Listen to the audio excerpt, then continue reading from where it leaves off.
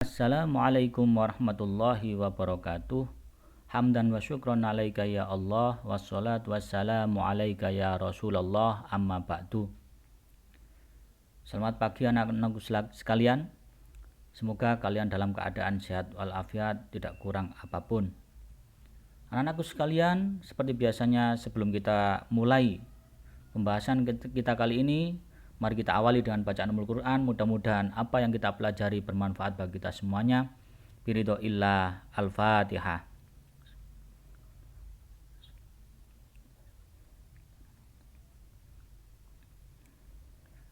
Anak-anakku sekalian, mari kita lanjutkan materi kita, yaitu tentang Al-Jarhu wa Ta'dil.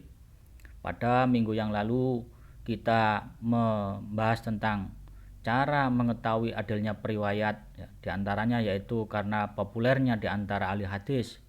Siapa itu? Kemarin ya, seperti Malik bin Anas, Sufyan Ats-Tsauri dan lain sebagainya, atau Ahmad bin Hambal. Kemudian yang kedua karena ada pujian ataupun celaan di kalangan ahli hadis itu sendiri, ya. Kemudian pada waktu yang lalu kita juga mempelajari syarat-syarat ulama yang menjarah maupun takdil atau mu'adil ataupun mujarrih. Di antaranya apa? Yang pertama kemarin yaitu adil, yang kedua yaitu dobit, yang ketiga yaitu mengerti sebab-sebab jarah dan takdil, kemudian tidak fanatik pada yang ditadil atau sentimen pada yang ditajrih. Kemudian yang kelima yaitu mengenal orang-orang yang ditakdil ataupun ditajrih. Sekarang kita lanjutkan bahasan kita, yaitu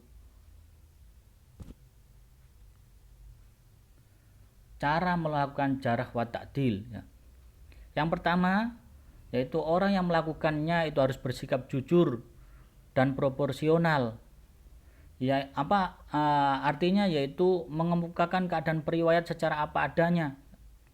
Jadi kalau memang baik ya dikatakan baik, kalau tidak ya dikatakan tidak. Sifat-sifatnya harus dikemukakan apa adanya. Kemudian yang kedua yaitu cermat dalam melakukan penelitian. Umpamanya di antara ulama ahli hadis harus cermat atau dapat membedakan antara dhaifnya suatu hadis itu dikarenakan lemahnya agama periwayat, ataukah dhaifnya suatu hadis itu karena periwayatnya tidak kuat hafalannya dan lain sebagainya. Ini harus cermat dalam ataupun teliti dalam menilainya. Kemudian yang ketiga yaitu tetap menjaga batas-batas kesopanan dalam melakukan al-jarhu wa ta'dil. Ulama senantiasa dalam etik ilmiahnya dan santun yang tinggi dalam mengungkapkan hasil jarh wa ta'dilnya.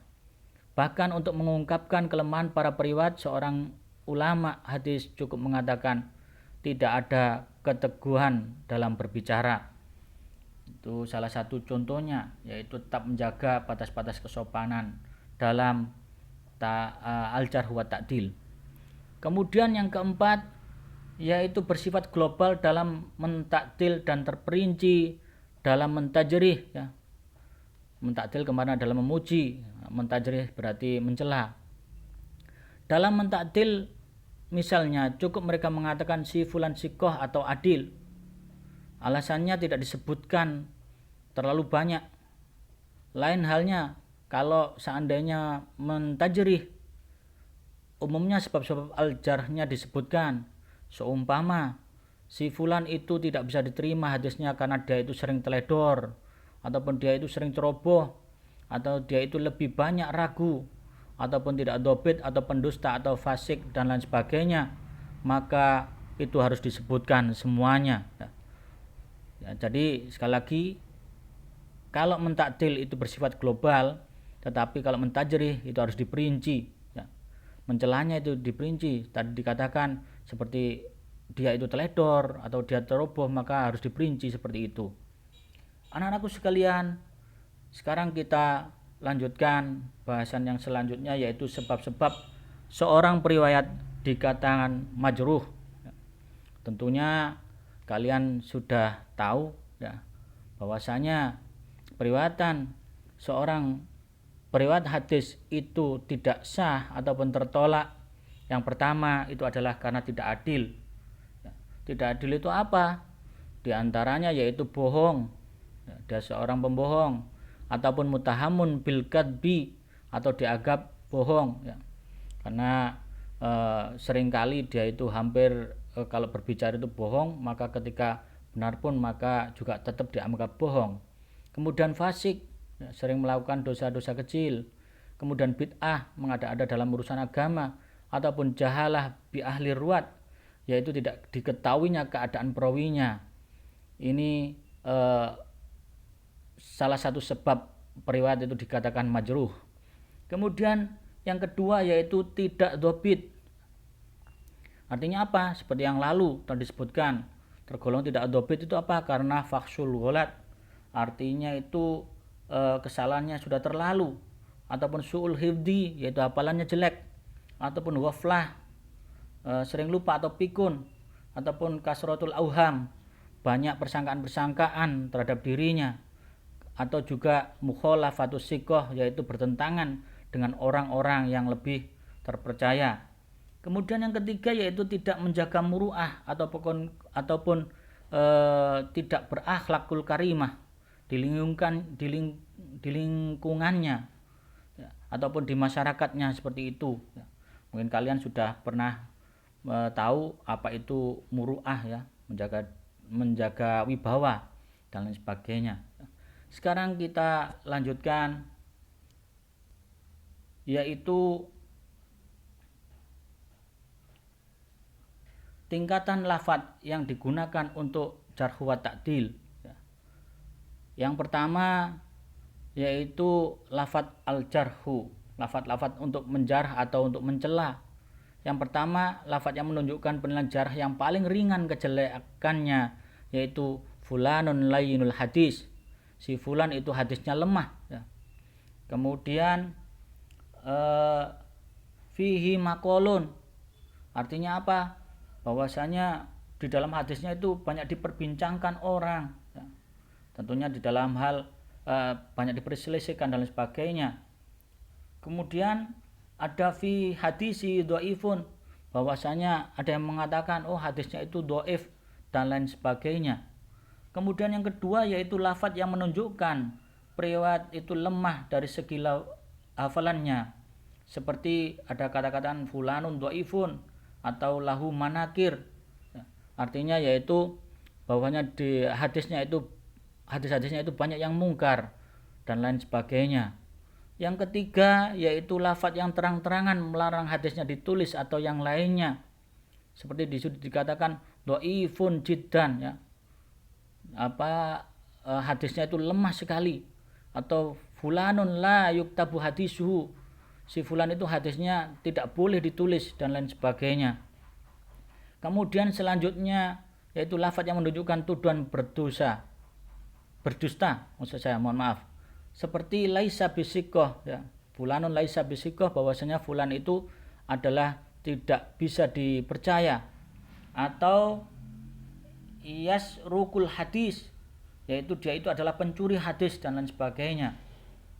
Kemudian selanjutnya yaitu lafadz yang menunjukkan periwayat disifati berdusta, seperti fulanun kadzabun, si fulan adalah seorang pembohong ya, atau fulanun yakdzibu, yaitu si fulan itu adalah sering berbohong dan lain sebagainya. Kemudian selanjutnya yaitu lafadz yang menunjukkan keterlaluan berdusta ya. Seperti apa? Fulanun akdzabun nas, si fulan itu adalah manusia yang paling pembohong dan lain sebagainya ya. Dari lafadz-lafadz tersebut bahwasanya periwayat yang berada pada dua tingkat pertama yaitu A dan B sudah tentu tidak dapat dijadikan hujah. Hadis mereka bisa ditulis dan hanya untuk iktibar atau sebagai pelajaran saja. Adapun sisanya tidak diterima, juga tidak boleh ditulis dan tidak boleh dijadikan sebagai pelajaran atau iktibar, karena hadis ini tidak kuat dan tidak dapat menguatkan hadis lainnya. Selanjutnya yaitu setelah lafadz-lafadz jarh, maka sekarang kita beralih kepada lafadz ta'dil. Yang pertama yaitu lafadz yang menunjukkan sighatul mubalaghah atau kelebihan ya. Sighatul mubalaghah artinya kalimat yang menunjukkan kelebihan atau berdasarkan wazan af'ala yang merupakan sighat paling tinggi. Contohnya apa? Seperti fulanun asdakur rijal atau ausakur rijal atau asbatur rijal ya. Fulan itu adalah paling jujur-jujurnya perawi atau ausakun nas. Si fulan itu adalah lebih terpercayanya manusia atau asbatun nas yaitu perawi itu adalah orang yang paling teguh-teguhnya manusia. Kemudian yang kedua yaitu lafadz yang diperkuat dengan satu atau dua sifat sikoh. Ya. Jadi di sini artinya ada dua kata yang diulang. Ya. Ada dua kata yang diulang. Contohnya apa? Sikotun sikoh. Ya. Sikotun sikotun atau orang yang sangat-sangat sikoh ataupun sikotun sabitun ya. Yaitu orang sikoh lagi teguh ataupun juga sikotun hujjatun yaitu orang yang sikoh lagi orang yang ahli dalam berargumen. Kemudian yang ketiga yaitu lafadz yang menunjukkan pada satu sifat atas sikoh tanpa ada penjelas. Seperti apa? Sikotun itu orang yang terpercaya atau hanya disebutkan hujjatun yaitu orang yang pandai berargumen. Kemudian selanjutnya yaitu lafadz yang menunjukkan takdil tapi tanpa menunjukkan dhobit. Seperti apa? La ba'sabih. Artinya orang itu tidak punya masalah ataupun tidak cacat ya. Kemudian yang selanjutnya yaitu lafadz yang menunjukkan pada dekatnya tajrih seperti fulanun syekhun ya.